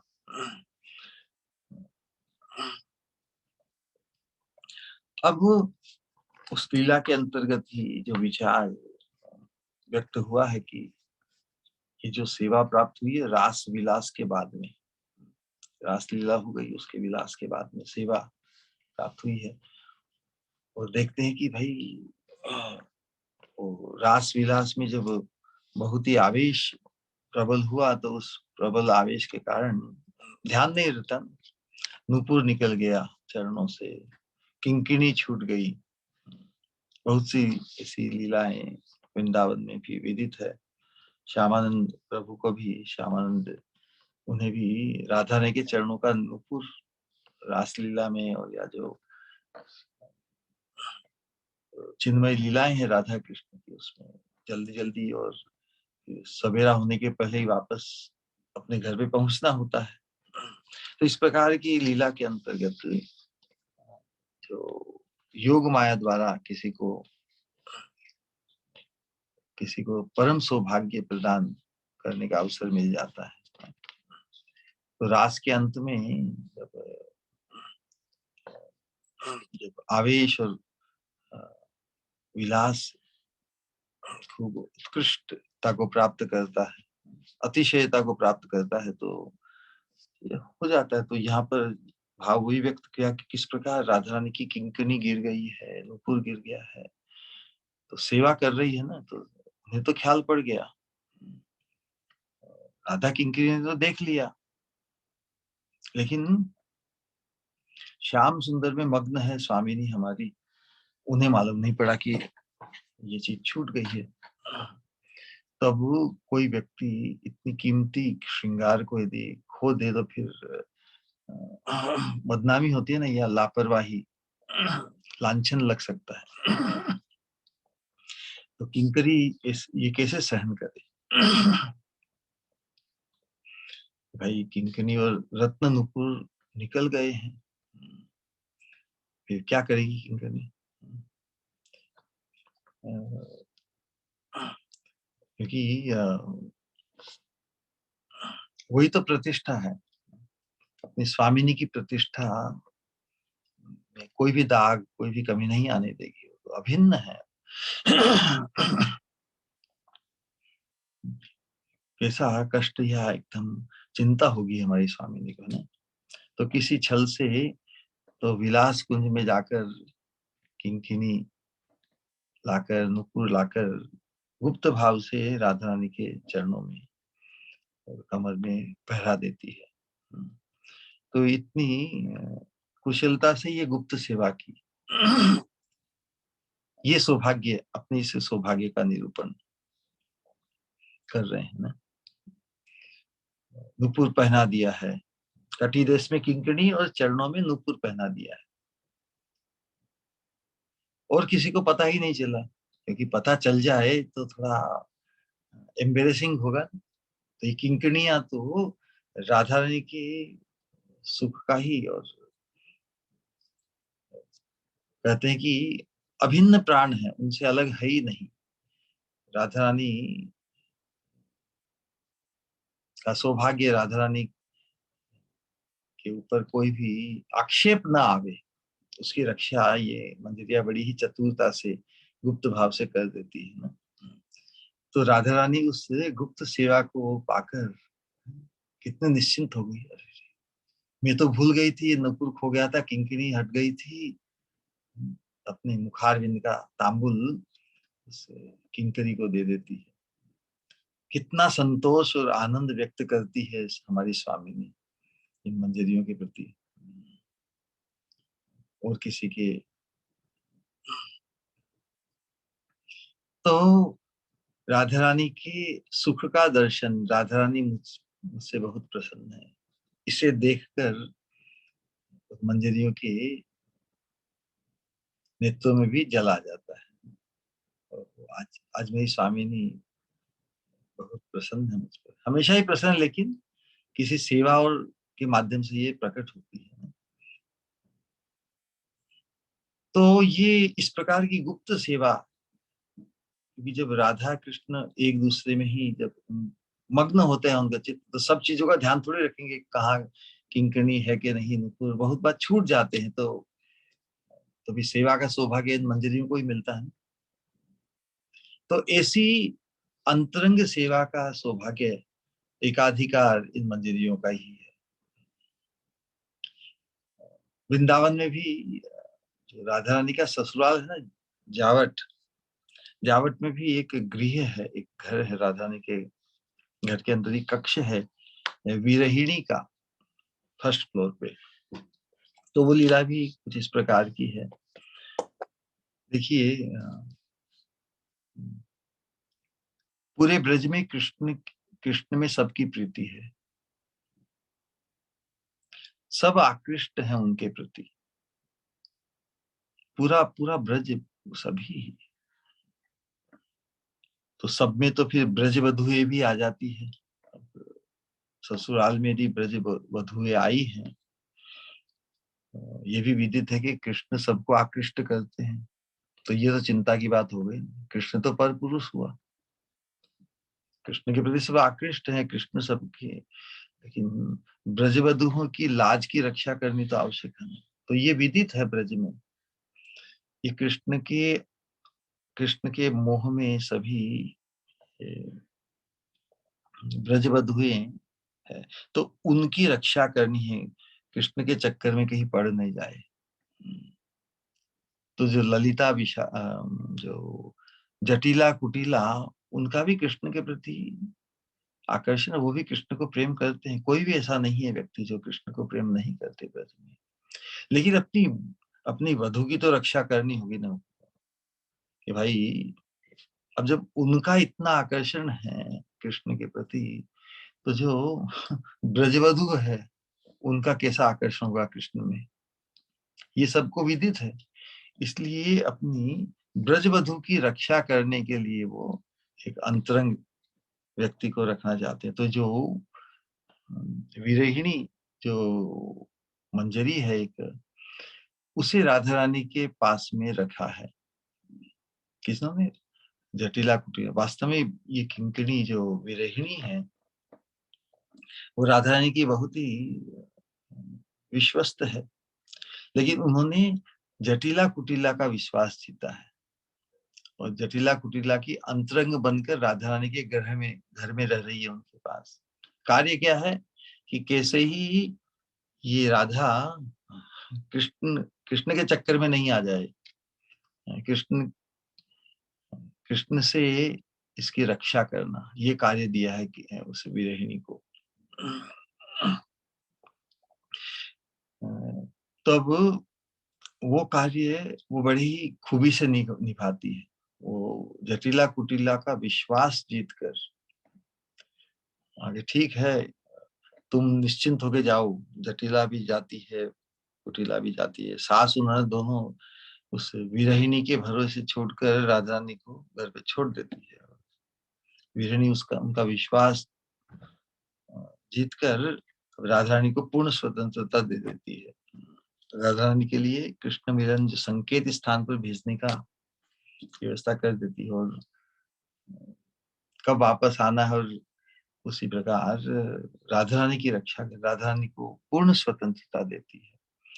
तो उसकी प्रतिज्ञा यही है किंकिणी की, विरहिणी की, कि मैं आपकी साक्षात सेवा नहीं पाकर, क्योंकि साथ में हो तो साक्षात सेवा का सौभाग्य मिले ना, मैं विरहिणी बनकर भी आपके सुख संपादन के लिए जटिला कुटिला का विश्वास जीत कर भी उन्हें अनंत काल तक उन्हें धोखा दूंगी, उनके उनके साथ विश्वासघात करूंगी, आपको सुखी करने के लिए, स्वामिनी को श्याम सुंदर से मिलाने के लिए, निश्चिंत होकर बिना किसी फिक्र के, बिना किसी शंका, कोई इस प्रकार की सेवा का विचार। तो ये जो गुप्त सेवा इस प्रकार की राधा दासी की ही संपदा है। तो सास नंद की चिंता का यही कारण है कि हाँ कृष्ण आकर, लेकिन वधु की तो रक्षा करनी चाहिए, कृष्ण के चक्र में नहीं आ जाए। तो पूरे जग में, पूरे ब्रज में यही विदित है कि ये कृष्ण सबको मोहित किए हुए हैं। तो किसी तरह कृष्ण को दूर रखे, घर ब्रजवधुए जहां पर है वहां पर आ नहीं पाए, या ब्रजवधुए कृष्ण की तरफ आकृष्ट न हो जाए। आकृष्ट तो है ही है, लेकिन उनकी रक्षा करनी है, इस प्रकार का भाव है। तो राधा कृष्ण इस चंपक मंजरी, नरोत्तम दास ठाकुर जी उनका जो मंजरी रूप है, कौन है वो? चंपक मंजरी की सेवा से परम सुखी हैं। उनकी विशाल नेत्रों में सेवा सुख की अभिव्यक्ति भी है, जिन्हें देखकर ये मंजरी तो निहाल हो जाती है, अरे मेरी सेवा से सुखी हुए हैं। अपना आनंद में एकदम अपने आप का विस्मरण हो जाता है, जिसे मतलब वो तो सेवा रस की मूर्ति है। नरोत्तम दास ठाकुर जी तो सेवा से ही गठित है ना, मंजरियों का सेवा भाव से ही गठित है। ये सोचकर कि मेरी सेवा से युगल को सुख हुआ है, तो उनके आनंद की सीमा नहीं रहती। और फिर उसी सुख के अंतर्गत उनके चरणों की सेवा के लिए जैसे ही आगे बढ़ती है, तो वो स्फूर्ति छूट जाती है। तो यही विलास इस प्रकार का चलता रहता है। कहा तो युगल चरणारविंद का स्पर्श, उसकी स्फूर्ति, इतना आनंद उस लीला रस में डूबी हुई, और कहा उससे वंचित होना पड़ा। स्फूर्ति का विराम होते ही जैसे मरुस्थल में आ जाता है ना व्यक्ति, मरुस्थल में प्यासा हो जाता है, आनंद सागर में डूबा हुआ तृप्त रहता है, लेकिन मरुस्थल में कोई यदि उसको किसी को पटक देवे तो फिर वो प्यासा होकर पीड़ित ही होता है। तो उसी प्रकार इस इस चिंतन के अंतर्गत स्फूर्ति होती है, स्फूर्ति में लीला राज्य में प्रवेश हो जाता है, फिर स्फूर्ति का विराम होता है, तो वापस फिर बड़ा ही कष्ट होता है। हाहाकार जैसे दैन्य भाव, आरती पूर्वक उत्कंठा उत्पन्न होती है। कैसा सोचते हैं कि किसी बहुत बड़े सौभाग्य से मुझे वो बहुत बड़ी वो सेवा प्राप्त हुई, वो आनंद का की अनुभूति हुई किसी पुण्य के प्रभाव से, अज्ञात सुकृति के फलस्वरूप युगल की सेवा का सौभाग्य प्राप्त हुआ, लेकिन किसी दुर्भाग्य के वशीभूत है। देखिए लौकिक स्तर पर साधक ऐसा ही सोचता है कि जो सुख प्राप्त हुआ है, जैसे संसार की सुख प्राप्त हुआ किसी अच्छे अच्छे फल के कारण, अच्छे कर्म के कारण ना, दुख मिलता है तो बुरे कर्म के कारण। तो ये जो प्रीति की रीति है लौकिक, लौकिक स्तर पर इसका निरूपण होता है। जो कृष्ण प्रीति है वो स्वरूप तो चिन्मय है, तो उसकी जो उसका जो प्रकाश है स्वरूप चिन्मय होते हुए भी उसकी प्रतीति लौकिक है, लौकिक प्रतीति है। तो प्रीति भी लौकिक प्रतीति है। कृष्ण के साथ जो प्रीति है वो लौकिक नहीं है, स्वरूप है वो अलौकिक है, दिव्य है, लेकिन उसकी प्रतीति, उसका प्रकाश लौकिक स्तर पे ही लौकिक जैसा ही प्रतीत होता है। तो जब दीनता आती है, दैन्य भाव आता है, तब ऐसा ही सोचते हैं कि किसी अज्ञात सुकृति के फलस्वरूप युगल सेवा का सौभाग्य मिला, लेकिन उस सौभाग्य से भी अति जो दुर्भाग्य है किसी दुष्कृति के फलस्वरूप वो सब खो गया। तो कोई बहुत बड़ी संपत्ति प्राप्त हो जाए तो ये सौभाग्य माना जाता है,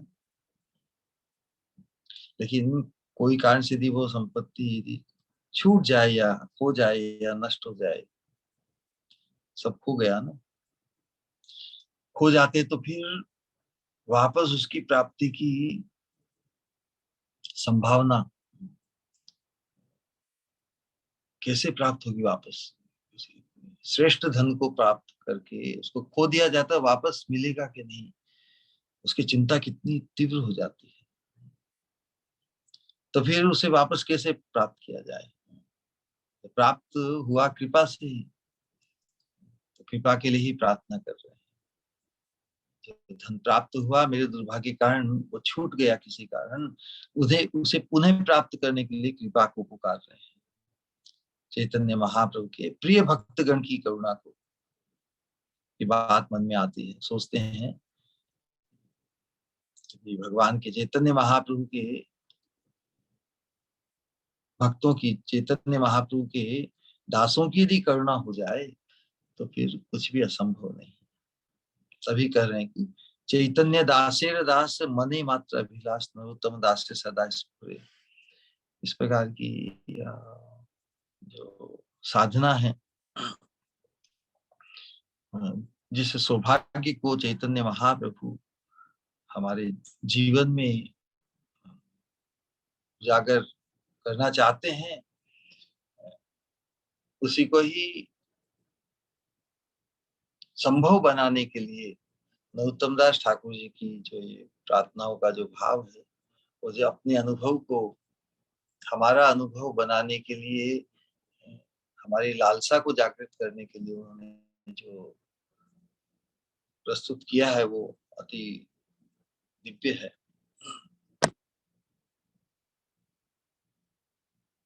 ठीक है, तो आज वाणी को यही विश्राम देते हैं।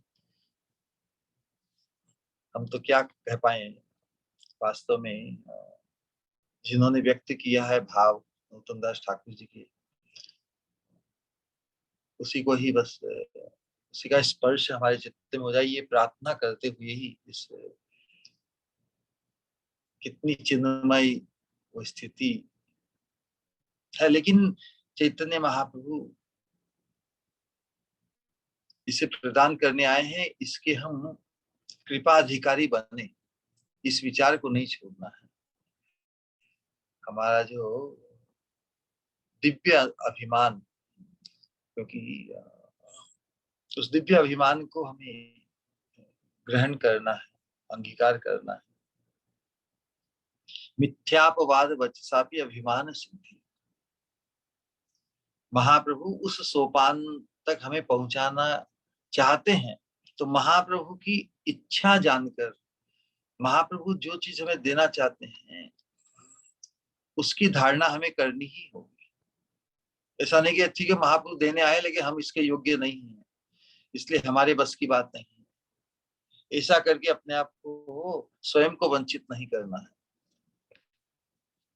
कृपा से सब कुछ संभव है ना। यहाँ पर नरोत्तम दास ठाकुर जी इसी बात को कर रहे हैं कि किसी दुर्भाग्य से मैंने जिस संपदा को खो दिया है, लेकिन चैतन्य महाप्रभु के दासों का आश्रय पाकर उस सब कुछ संभव है। तो हम इस कृपा की प्रार्थना करते हुए उस दिव्य सोपान, दिव्य सौभाग्य राधा रानी के चरणों के आश्रय को अवश्य हमेशा हमेशा के लिए पा जाएंगे। राइट। हरे कृष्णा। हरे कृष्णा प्रभु। हरे कृष्ण महाराज। हरे महाराज वैसे बात बोलना था और मीटिंग कहिए खत्म।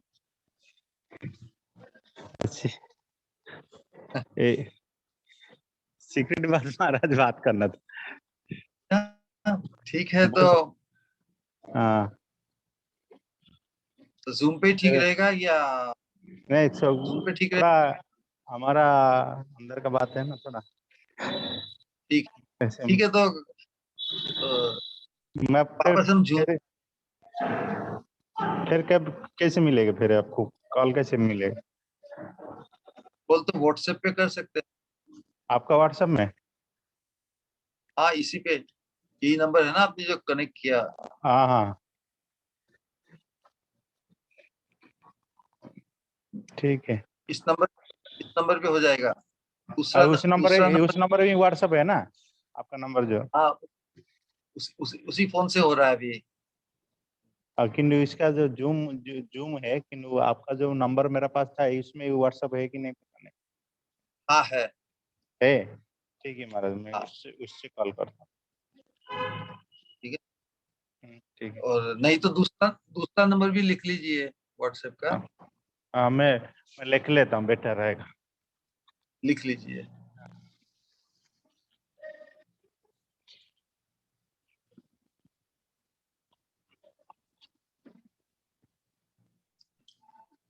पेन है महाराज? हाँ महाराज, पेन है। या फोन? अब हाँ 001 001 470 4 70 क्या 734 734 9 नंबर हुआ महाराज। 001 470 734 0954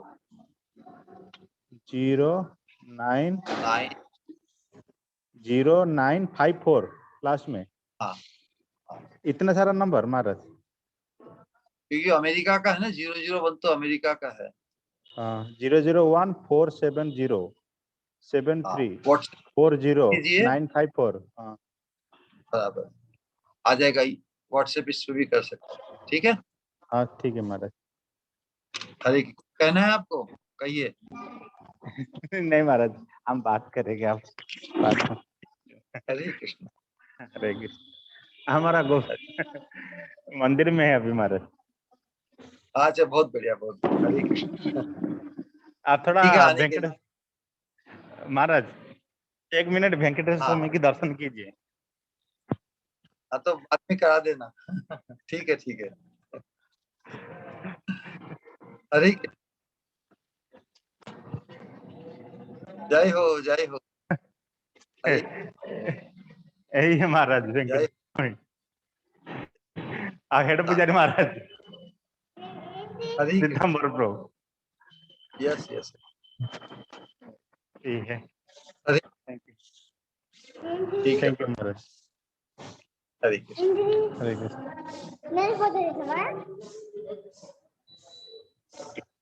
ठीक है।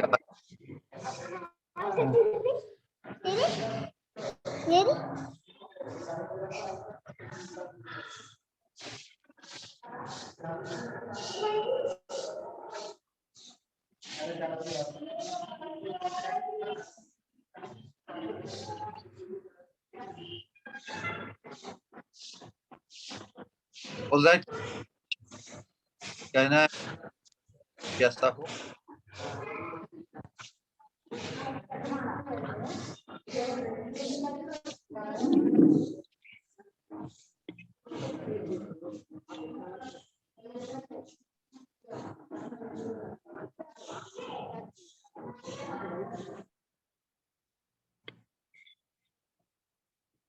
ठीक है, ऑलराइट देन। आज ही हरे कृष्णा। हरे कृष्णा। क्या कहूँ, समझ नहीं आ रहा। अद्भुत या अनुपम या क्या शब्द कहना सही रहेगा वो पता नहीं, क्योंकि मानो जब जिस तरह से आज आपने कहा उसे शब्दों में कहना आसान नहीं है, पर फिर भी बस कोशिश कर रही हूँ। सवाल तो कोई नहीं है, क्योंकि आज आपने जिस तरह से कहा उसमें कोई इतनी अद्भुत चीज को इतने सिंप्लीफाई करके कहा कि कोई सवाल हो ही नहीं सकता। तो बस कुछ कहना था, कहूँ? कहो। जैसे जैसे आप कहते हो ना कि जब समुद्र मंथन के बाद अमृत निकला, और उस अमृत को मानो मंथन करो तो जो निकलता है वो भी इसके सामने नगण्य है। तो मानो वही प्रतीत हो रहा था जब आप कह रहे थे, तो ये तो नहीं पता कि अमृत कैसा होता है, पर ऐसा लग रहा था कि हर अमृत, चाहे वो कितना भी कैसा भी हो, वो हर सब चीज़ नगण्य है। जो अमृत आप बरसा रहे थे आज, हर एक चीज़ मानो यूँ लग रहा था, बस जैसे बोलोगे कि कहती हो कि सही में आप कहते जाओ और हम सुनते ही जाएँ।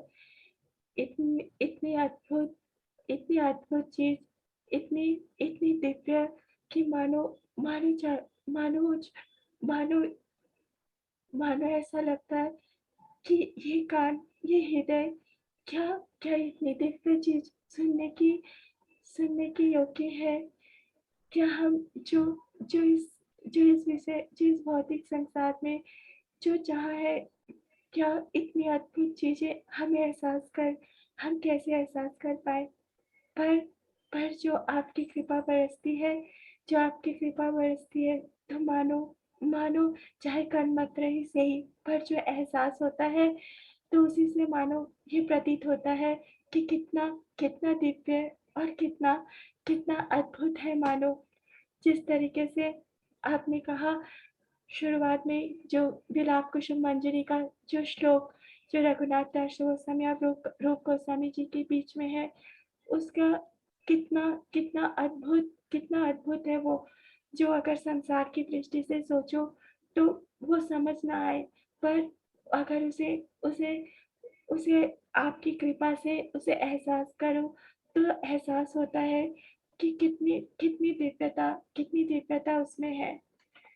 कृष्ण का कृष्ण का माधुर्य जो संभव नहीं बिना स्वामिनी के चरणों के आश्रित हुए उसे कर्मात्मक उसे एहसास करना, क्योंकि वो माधुर्य परम सोपान को तो तभी प्राप्त होता है जब कृष्ण स्वामिनी के साथ होते हैं। हमारी राधा रानी की किस तरह से हर एक शब्द, जैसे आप कहते हो हमेशा कि संसार का अमिथ्या अभिमान, जो अभिमान जो हमें कुछ नहीं दे सकता, पर यहाँ इस जगत में जो अगर हम नहीं है किंकरी बस, पर हाँ उस सोपान तक जाना है अपने श्री गुरु की कृपा से, पर उसका जो अभिमान, जो मिथ्या अभिमान भी करे, तो वो भी कितना दुर्लभ और कितना दिव्य है। मानो ये हम तो क्या एहसास करेंगे, पर आप जिस तरह से इसे कहते हो, तो एहसास होता है कि कितना दिव्य और कितना अद्भुत है।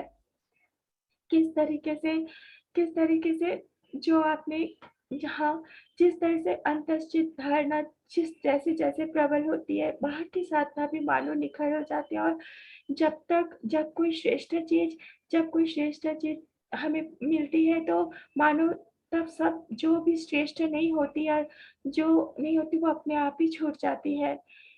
तो ये एहसास होता है कि हाँ, कि कितनी श्रेष्ठ चीज़ आप हमें दे रहे हो। मानो उसकी कल्पना भी हम नहीं कर सकते, जो श्रेष्ठ एहसास आप हमें दे रहे हो। साधना साधना का जो सही मायनों में स्मरण ही मानो सेंट्रल पॉइंट है, और वो स्मरण का एहसास कैसा होना चाहिए, किस तरह से मंजरियाँ वो सेवा के भाव में रहकर, और किस तरीके से वो स्वामिनी राधे श्याम की सेवा में किस तरह नियुक्त रहती है, कितना कितना उनका मानो सखियों से भी ज़्यादा कितना दुर्लभ सौभाग्य उनका, इसका एहसास आप करवाते हो। अ, फिर आपने जो कहा, जो गोपियों के और मंजरों की जो सुख के बारे में, कि आत्म सुख की जरा भी वांछा नहीं होते हुए भी, कहीं पर भी कृष्ण संगम का उन्हें कोई भी लालच या कोई भी स्पृहा नहीं होते हुए भी, मानो किस तरह से वो एहसास उन्हें प्राप्त होता है, या फिर आत्म सुख की कोई भी स्पृहा नहीं होते हुए भी, ये केवल मात्र स्वामिनी का सुख बर्तन, और मानो उनकी देह का गठन भी इसी तरीके से है कि वो स्वामिनी की सेवा के लिए है। सब कुछ ही मानो कृष्ण को आकर्षित करता है, और उनकी खुद खुद की कोई सुख की वासना नहीं होते भी मानो उनको न जाने कितना करोड़ों कोटि सुख उन्हें प्राप्त होता है, उसका एहसास तो वही कर सकते हैं। किस तरह गोपियों का भी कितना खूबसूरत आपने कहा कि खुद की कोई भी सुख की कामना नहीं, केवल मात्र कृष्ण दर्शन और उनकी सेवा, बस यही उनकी कामना रहती है। पर उसी में मानो उन्हीं को न जाने कितनी कोटि सुख की उन्हें प्राप्ति होती है, ना चाहते हुए भी। मानो बिल्कुल भी संसार से कितना ऑपोजिट है वहाँ का सब कुछ, जहाँ संसार में सिर्फ और सिर्फ लेन और देन होता है। चाहे हम किसी को कितना भी दे दे, पर सिर्फ लेन और देन होता है वहाँ। यहाँ प्रेम की भाषा, पर वहाँ सिर्फ और सिर्फ देना ही होता है, और वो देना में इतना सुख का एहसास जो आप एहसास करवाते हो, वो कल्पना से भी परे है। आखिर तो नहीं, क्योंकि आखिर कुछ हो ही नहीं सकता। पर फिर भी कोई भी उपमा नहीं होती है लायक कुछ भी कहना, जो मैं कहूँ जो मेरी श्री गुरु जो कृपा बरसाते हैं। पर फिर भी मानो जब पतझड़ में मुरझाए हुए पत्ते, मुरझाए हुए पेड़ सब मानो जैसे खिल जाते हैं जब बारिश की शीतल बूंदें बरसती है। जिस तरीके से दिन भर की तपती गर्मी के बाद भी जब रात को चंद्रमा की शीतलता चंद्रमा आता है तो शीतलता का एहसास देता है, उसी तरह उससे भी कहीं गुना ज्यादा मानो संसार की जो तपत रहती है, उसमें मेरी श्री गुरु का एहसास, उनकी अमृत वाणी का एहसास, मानो एक ऐसी शीतलता हृदय में महसूस करवाते हैं जिसका कोई जोड़ नहीं हो सकता, आपका कोटि धन्यवाद। प्रणाम। हरे कृष्ण। तो संसार में जो अभिमान होता है, मिथ्या अभिमान ना, चाहे कि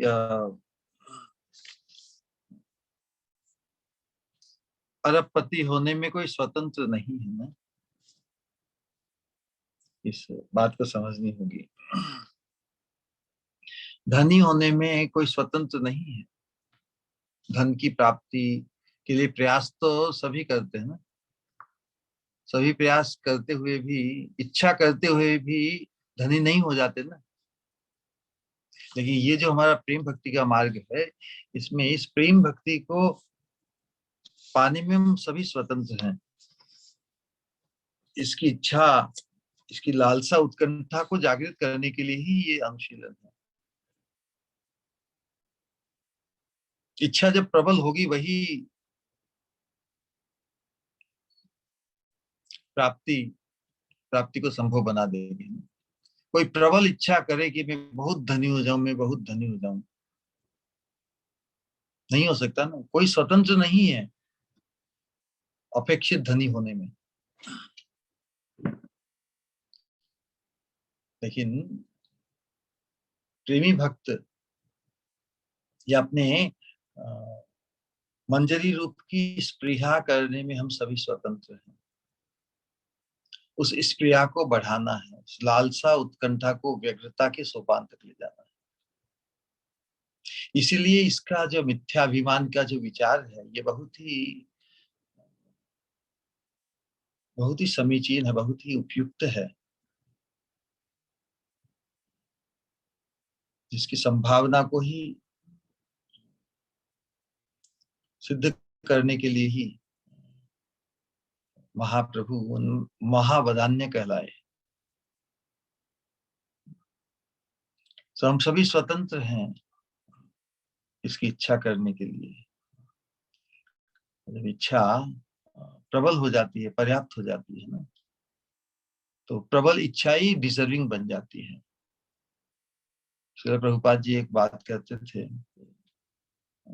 उत्साह में ना बहुत बार इमेच्योरिटी में पाश्चात्य जगत के लोग बहुत बार सब कुछ छोड़ छाड़ कर किसी चीज को पाने के लिए कि हम डायरेक्ट वृंदावन भागे सीधा ही। तो प्रभुपाद जी बस सावधानी में कहते थे कि भाई वृंदावन का भाव जब तक पुष्ट नहीं होगा तब तक वृंदावन में जाके भी दोष ही देखेंगे ना। इसी प्रकार कहते कि फर्स्ट डिजर्व, पहले योग्य बनो और फिर डिजायर करो। तो वास्तव में योग्यता के विचार से तो फिर कोई डिजर्व करेगा ही नहीं ना। योग्यता की क्या परिभाषा? योग्यता विचारी किछु नहीं पाई, तुम्हारे करुणा सार, करुणा ना है बे, कांदिया कांदिया प्राण न राखी वार। इस प्रकार की तैयारी गुरु वैष्णव के प्रति ये विज्ञप्ति। तो इसका कारण क्या कि हम ऐसी प्रबल इच्छा हमारे हृदय में जागृत हो, हमारे हृदय में इस मंजरी भाव की पुष्टि और हमारे दिव्य मंजरी रूप की हमें प्राप्ति हो, इसकी इच्छा करने में हम स्वतंत्र हैं। और ये इसकी तीव्र उत्कंठा, तीव्र लालसा हमारे हृदय में उत्पन्न हो। जब तक तीव्र उत्कंठा नहीं होगी तब कैसे हम डिजर्व करेंगे? क्योंकि कैजुअल थोड़ी है ये इच्छा, कोई कैजुअल नहीं है, साधारण नहीं है, ये प्रबल इच्छा है। तो प्रबल इच्छा बने इसके लिए ही प्रार्थना है।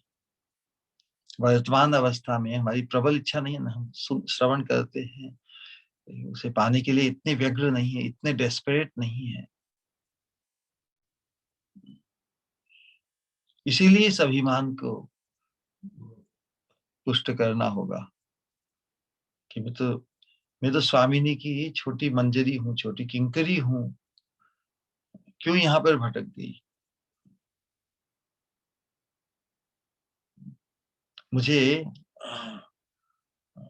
उस अवस्था को पाना है, उस रूप को पाना है जो परम चिन्मय है, जो परम सुखदाई है युगल को। तो मंजरियों के सानिध्य में राधा श्याम सुंदर सुखी होते हैं ना, सेवा सुख को अंगीकार करते हैं, मंजरियों की सेवा से सुखी होकर अपने सुख को व्यक्त करते हैं।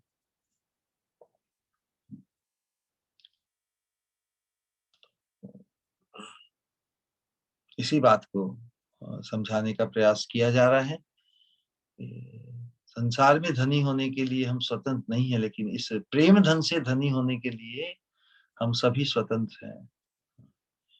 तो जहाँ पर स्वतंत्रता प्रदान की है भगवान ने, उस स्वतंत्रता का उपयोग करना होगा ना। यहाँ पर जो चीज संभव है, अवश्य संभव है, ऐसा विश्वास, कृपा से सब कुछ संभव है। आज की अंतिम में यही बताया ना कि चैतन्य दासों की यदि करुणा हो तो सभी संभव है। चैतन्य दासेर दास मनि मात्र अभिलाष, न उत्तम दासे सदा स्फुरे। तो इसी प्रकार हम श्री गुरु वैष्णव की कृपा की ही प्रार्थना करते हुए ये जो हमें देना चाहते हैं महाप्रभु, उसकी योग्यता, कृपा योग्यता हम अवश्य प्राप्त करेंगे इस जीवन में। ऐसा पूर्ण विश्वास, उस पूर्ण विश्वास के साथ ही हम इस अनुशीलन को आगे बढ़ाएंगे। ऑलराइट, हरे कृष्णा कृष्ण कृष्ण हरे हरे, हरे राम राम राम हरे। तुमदास ठाकुर जी की जय। हरे कृष्णा। 3 बार हरे कृष्णा हरे कृष्ण महामंत्र का महाराज। उच्चारण करेंगे। हरे कृष्णा कृष्णा कृष्णा हरे हरे, हरे राम राम राम हरे हरे, हरे कृष्णा हरे कृष्णा कृष्णा कृष्णा हरे हरे, हरे राम राम राम हरे हरे, हरे हरे कृष्णा कृष्णा कृष्णा हरे हरे, हरे राम राम राम हरे हरे।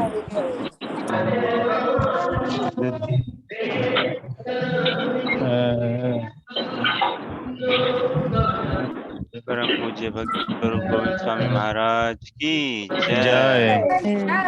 जय जय।